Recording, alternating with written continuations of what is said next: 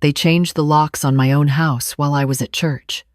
No warning, no conversation, just a brand new deadbolt where my old key used to fit. At 72 years old, standing on my own porch in Phoenix with my Bible in one hand and my useless keys in the other, I understood something I had been refusing to see for months. My daughter had stopped pretending. The morning had started normally enough. Sunday service at Grace Lutheran, the same pew I'd occupied for 31 years, the same hymns my late husband used to sing slightly off-key beside me. I had coffee with Eleanor and Patricia afterward, listened to their grandchildren's stories, shared a few of my own. By the time I drove home, the October sun was high, and the heat was already pressing down on the valley like a warm hand. I noticed my daughter's car in the driveway first. That wasn't unusual. She had a key. She sometimes stopped by to check on things, or so she said. But when I tried to open my front door, the key simply wouldn't turn. I tried again, thinking maybe I'd grabbed the wrong one. Then I heard footsteps inside. The door opened. My son-in-law Richard stood there, blocking the entrance to my own home like a bouncer at a club I wasn't allowed to enter. "Margaret," he said, using my full name instead of Mom the way he used to. "We need to talk." My daughter appeared behind him. She was 46 years old, and somewhere in those years, she had learned to look at me the way people look at problems they're tired of solving. "Mom, come inside," she said. "We've made some changes." Changes. Such a gentle word for what I was about to discover. The living room looked the same, but it felt different. My daughter had spread papers across my dining table, the one my husband built with his own hands 40 years ago. Richard stood by the window with his arms crossed, watching me like I might try to run. "Sit down," my daughter said. Not a request. I sat, because at my age, you learn to pick your battles. But I kept my purse close, my phone inside it, my mind sharp. "We've been worried about you," she began, settling into the chair across from me. "The forgetfulness, the confusion, the way you've been handling money lately. Richard and I talked to a lawyer." "I'm not forgetful," I said quietly. She smiled the way people smile at children who insist monsters aren't real. "Mom, you left the stove on twice last month. I was making tea both times. I turned it off when the water boiled. You forgot Aunt Helen's birthday. I sent a card 3 days early. It arrived late because of the postal service." She waved her hand, dismissing my explanations like gnats. "The point is, we're concerned. So, we've taken steps to simplify your life." Steps. Another soft word hiding something sharp. Richard finally spoke. "We've consolidated your accounts. Your pension and Social Security now route through a joint account that Jennifer manages. For your protection." My blood went cold, but I kept my face still. 40 years of nursing taught me how to stay calm when everything inside me was screaming. "You did this without asking me?" "We tried to talk to you about it last month," my daughter said. "You got defensive. You always get defensive. Because you were suggesting I couldn't manage my own affairs." "Because you can't," Richard cut in. His voice had an edge I'd never heard before. "Look, Margaret, this is happening. The accounts are changed. The house is being assessed for potential sale." Sale. My house. The house where I raised my daughter, where my husband took his last breath, where every room held 40 years of memories. "You can't sell my house," I said. My daughter slid a document toward me. "Actually, we can. You added me to the deed 8 years ago, remember? When Dad was sick and you needed help with the paperwork?" I remembered. I remembered trusting her. "That was for emergencies," I said. "For if something happened to me, something is happening to you," she replied. "You're declining. We're acting in your best interest." Best interest. The phrase people use when they mean their own. I looked down at the document. My signature was at the bottom, authorizing transfer of financial authority to my daughter. Except I had never signed it. The loops were wrong. The slant was off. Someone had practiced my handwriting, but they hadn't practiced enough. "I didn't sign this," I said. "Mom, don't start." "I didn't sign this, Jennifer." I looked her directly in the eyes. "This isn't my signature." For just a moment, something flickered across her face. Fear, maybe, or surprise that I'd noticed. Then she smoothed it away. You probably don't remember. You've been forgetting things. I haven't forgotten my own handwriting. Richard stepped forward. This is exactly what we're talking about.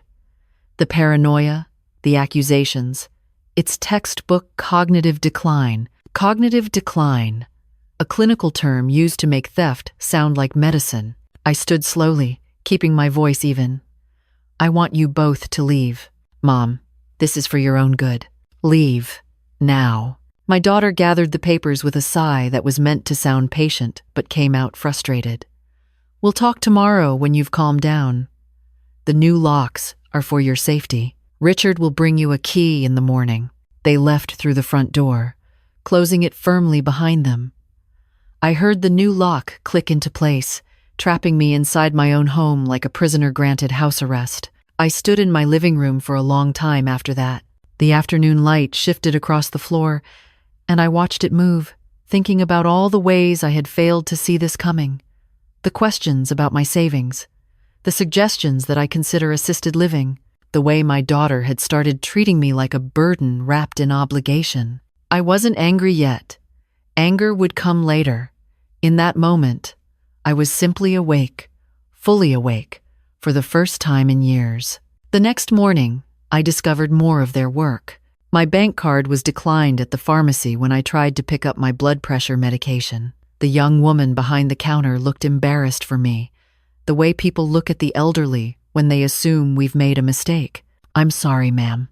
It says the account is restricted. Restricted. Another gentle word with teeth. I walked home slowly, my heart medication still sitting on the pharmacy shelf, and used my neighbor's phone to call the bank. Martha was 79 herself, and she handed me the phone without asking questions, just a knowing look that said she understood how families could turn. This is Margaret Chen, I told the customer service representative. I need to understand why my account has been restricted. Keyboard clicks, a brief hold, then, Mrs. Chen, I see here that your daughter was added as the primary account holder 2 days ago. She's placed a spending limit on your access. Any purchases over $50 require her approval. $50. My own money, now controlled by the daughter I had nursed through every childhood illness, every teenage heartbreak, every financial crisis of her adult life. I didn't authorize that change, I said. I see a signed authorization form on file, ma'am. It's forged. Silence. Then, carefully, Mrs. Chen, I recommend you come into the branch in person. We may need to start a fraud investigation. Fraud. The word felt too small for what my daughter had done, and too large for what it would cost to prove. I thanked Martha, walked to the bus stop, and waited in the Arizona heat for the number 12 line. A younger version of myself would have called a cab, but I needed the time to think. The bus gave me that. At the bank, a young manager named David listened to my story with growing concern. He pulled up my account, compared signatures, and frowned. The authorization signature doesn't match your historical records, he said quietly. The formation is similar but inconsistent with your natural hand. This is concerning, Mrs. Chen. Can you reverse the changes? We can freeze all pending modifications while we investigate. But I have to warn you, your daughter is listed as co-owner on several accounts. That gives her certain legal rights, even if she obtained them through forgery? That's what the investigation will determine. He typed steadily, restoring some of my access, flagging my accounts for protection. When he finished, he printed several documents and slid them across the desk. You should consider consulting an attorney, he said, and documenting everything. Dates, conversations, anything that seems unusual. I took the papers. My hands were steady, even if my heart wasn't. Thank you, I said. Mrs. Chen? He paused. I see cases like this more often than you'd think. Families who believe they're helping, taking control before anyone asks them to. Most of the time, the elderly person just accepts it. I'm not most people, I said. He smiled, the kind of smile that held respect. I can see that. I walked home with a temporary debit card in my purse and a folder of evidence in my hands. The sun was setting over the mountains, painting the sky orange and pink, and I stopped for a moment to watch it. My husband used to say Arizona sunsets were God's way of apologizing for the heat. I thought about him then, about how he would have handled this, about what he would have said if he knew what our daughter had become. He would have been heartbroken. But he also would have fought. So would I. The next week was a series of small battles and smaller victories. I retrieved my blood pressure medication. I canceled the credit card my daughter had opened in my name. I found an attorney, an older woman named Sandra, who specialized in elder law and looked at me without the pitying expression I'd grown to expect. "They've overreached," Sandra said, reviewing the documents I'd collected. "The forged signatures alone are potentially criminal, but family cases are complicated. The court will want to understand the full picture. The full picture is that my daughter wants my money and my house. Can you prove that?" I pulled out my notebook, the one I'd been filling with dates and details since the Sunday they changed my locks. "I can prove everything." She smiled. It was the smile of someone who had seen too many people give up and was pleased to meet one who hadn't. "Then let's get started." My daughter called 3 times that week. I didn't answer. She sent texts ranging from concerned to frustrated to threatening. "Mom, you're making this harder than it needs to be. We're trying to help you. Why won't you let us help? If you don't cooperate, we'll have no choice but to pursue guardianship." Guardianship. The final cage, the one that would strip away everything, my voice, my choices, my right to decide where I lived and how I died. I saved every message. Evidence, Sandra called it. I called it proof of who my daughter had become. On Thursday, my grandson Tyler showed up at my door. He was 23, Jennifer's oldest, and he looked uncomfortable standing on my porch. "Grandma," he said, "can I come in?" I studied his face. He had his grandfather's eyes, kind and a little sad. "Are you here for them or for yourself?" "For myself. I swear." I let him in. We sat in the kitchen, the same kitchen where I used to make him pancakes shaped like dinosaurs, and I waited for him to speak. "Mom told me you've been acting erratically," he finally said. "She said you accused her of stealing. Did she tell you about the forged signatures?" He hesitated. "She said you were confused about some paperwork." "Tyler, look at me." He did. "Do I seem confused to you?" He was quiet for a long moment. Then he shook his head. "No, you seem like you've always been. Maybe sharper, actually. Your mother and Richard have been systematically taking control of my finances without my consent. They changed my bank accounts, opened credit cards in my name, and they're planning to sell this house. They said the house was too much for you to maintain. This house is paid off. I've maintained it alone for 7 years since your grandfather died. Does that sound like someone who can't cope?" He rubbed his face with both hands, the way people do when they're trying to reconcile 2 versions of reality. "I didn't know about the forgery," he said quietly. "I didn't know about any of that." "I believe you. What are you going to do?" I reached across the table and took his hand, the same hand I used to hold when crossing streets. "I'm going to protect myself. And I need you to understand that this isn't about punishing your mother. It's about making sure she can't take anything else from me." He squeezed my hand. "Is there anything I can do?" "Just stay honest. That's all I've ever asked from anyone." He left an hour later, and I watched him drive away with something between hope and grief, sitting heavy in my chest. He was a good kid. I hoped he would stay that way, even when his mother tried to pull him into her schemes. The confrontation came the following Monday. I was expecting it. People who are used to control don't surrender quietly, Sandra had warned me. They push harder. My daughter arrived with Richard and a woman in a gray blazer carrying a clipboard.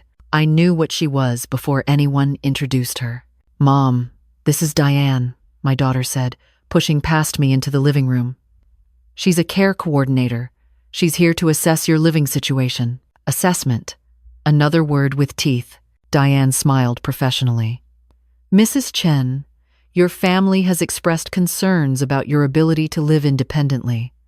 I'm just here to have a conversation you scheduled without my knowledge or consent." The smile wavered slightly. "Your daughter arranged the visit. She's listed as your emergency contact." "My daughter," I said clearly, "is attempting to steal my home and my savings. She's forged my signature on legal documents and restricted my access to my own bank accounts. I'm not sure she should be listed as anything." The room went silent. Richard's face reddened. My daughter's jaw tightened. Diane looked between us, then back at me. "Mrs. Chen, those are serious allegations." "Yes, they are. Would you like to see the evidence?" I walked to the dining table where I'd arranged everything. Bank records, forged signatures side by side with genuine ones, my attorney's preliminary findings, my recent medical evaluation showing perfect cognitive function. I handed her the folder. "I'm 72 years old," I said. "I worked as a registered nurse for 38 years. I've lived in this house since before my daughter was born. I manage my own finances, drive my own car, and make my own decisions. The only thing wrong with my life right now is that my family is trying to take it from me." Diane read through the documents slowly. Her expression shifted from professional neutrality to something more complicated. Concern, maybe, or recognition. "Mom, stop making a scene," my daughter hissed. "I'm not making a scene, Jennifer. I'm showing this woman the truth." "You're embarrassing yourself." "No." I turned to face her fully. "You're embarrassing yourself. You've been caught, and instead of apologizing, you're still trying to convince everyone that I'm the problem." Richard stepped forward. "Margaret, you need to calm down." "I am perfectly calm. I've been calm through all of this. Calm when you changed my locks. Calm when you restricted my accounts. Calm when you forged my name. But calm doesn't mean compliant, and it never will again." Diane closed the folder. Her face was carefully neutral, but her eyes held something that looked like respect. "I think I've seen enough," she said. "Mrs. Chen, based on this brief interaction, I see no evidence that you're incapable of independent living. Your documentation is thorough, your reasoning is clear, and your concerns appear legitimate. You can't just." My daughter started. "I can note my observations," Diane interrupted gently. "And I will. If your family pursues guardianship, this visit will be part of the record." She handed me her card. "If you need anything, call me directly." After she left, the three of us stood in my living room like strangers who had accidentally ended up in the same place. My daughter's face was pale. Richard looked furious. "You've made a terrible mistake," he said. "No," I replied. "I've corrected one." My daughter grabbed her purse. "This isn't over, Mom. You can't live alone forever. Eventually, you'll need us." "I've needed family my whole life," I said. "What I've never needed is a prison, and that's all you've offered me." They left without another word. The door slammed behind them, and the sound echoed through the house like the closing of a chapter I never wanted to read in the first place. The following weeks were busy. Sandra filed paperwork blocking any guardianship attempts. The bank completed its investigation and confirmed the forged signatures, recommending I press charges. I didn't. Not yet. Some part of me still hoped my daughter would wake up, would recognize what she'd become. Tyler came by every few days to check on me. He distanced himself from his parents.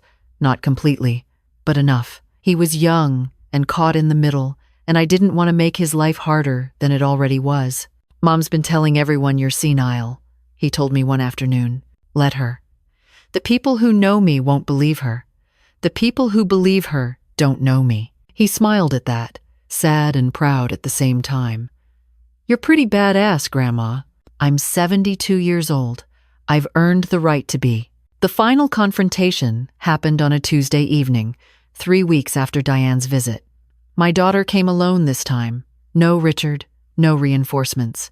Just her and whatever remained of the girl I used to know. I let her in. We sat in the living room, the same room where she'd once built blanket forts and watched Saturday morning cartoons. The distance between those memories and this moment felt immeasurable. "I didn't think it would go this far," she said quietly. "I thought you'd just let us handle things. You always let Dad handle things. Your father never tried to steal from me." She flinched. "We weren't stealing. We were protecting our investment." "Your investment?" "This house, Mom. It's worth over $400,000. Richard and I have been counting on that for years. When you die, it's supposed to come to us. We were just trying to make sure nothing happened to it before then." The honesty was almost refreshing. "Almost. So you were protecting your inheritance," I said. "By treating me like an obstacle, you're being dramatic. You forged my signature. You restricted my access to my own money. You tried to have me declared incompetent. How would you describe it?" She was quiet for a long moment. Then, so softly I almost missed it, "I was scared." "Of what?" "Of losing everything. Richard's business has been struggling. The kids need college money. We're drowning, Mom, and you just sit here, in this big house, alone, with all this equity, doing nothing." "It's not doing nothing. It's giving me a place to live." "But for how long? You're 72. In a few years. In a few years, I might be dead. Or I might be 92 and still managing just fine. You don't get to decide when my life stops being mine." Tears slipped down her face. I watched them fall and felt something complicated. Not sympathy exactly, but recognition. Fear makes people do terrible things. I knew that, but knowing it didn't excuse it. "I'm your mother," I said. "I've given you more than I should have over the years. Money for your wedding. Down payment on your first house.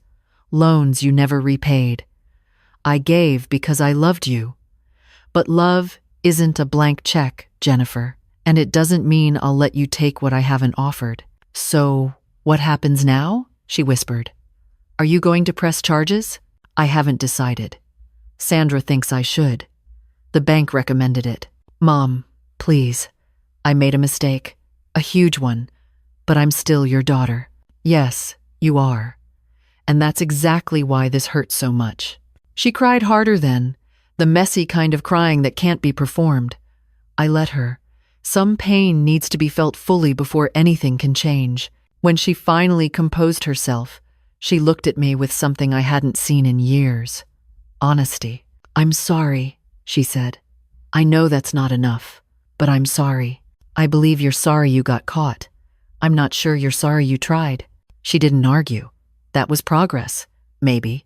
"What would it take," she asked slowly, "for you to forgive me?" I thought about it carefully.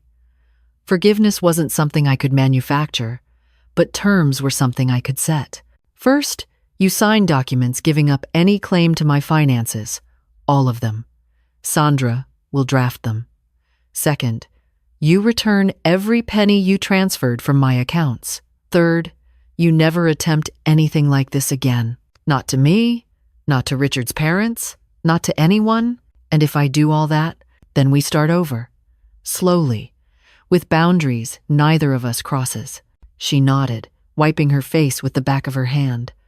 "What about the house?" "The house stays mine until I decide otherwise.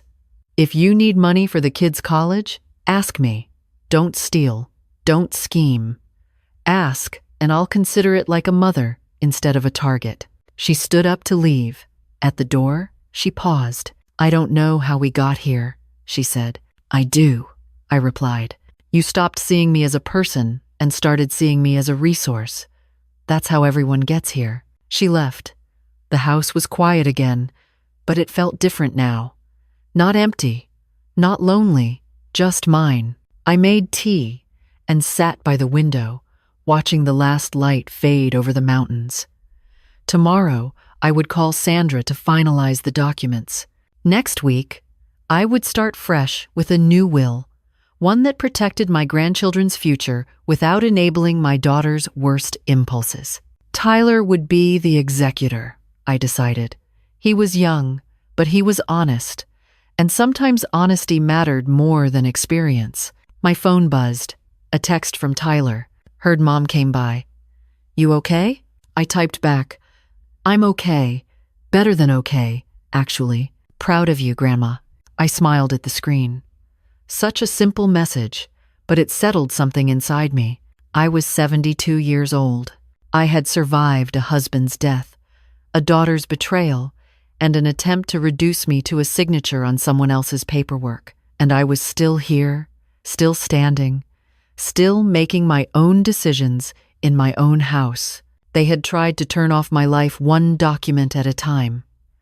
But I had turned on something they never expected, myself. If you're watching this and you've ever felt invisible or diminished or pushed aside by people who should have protected you, I want you to know something. You are allowed to fight back. You are allowed to protect yourself, and you are never too old to reclaim your own story. Don't wait for permission. Don't wait for someone else to notice. Start today. Start quietly if you have to, but start.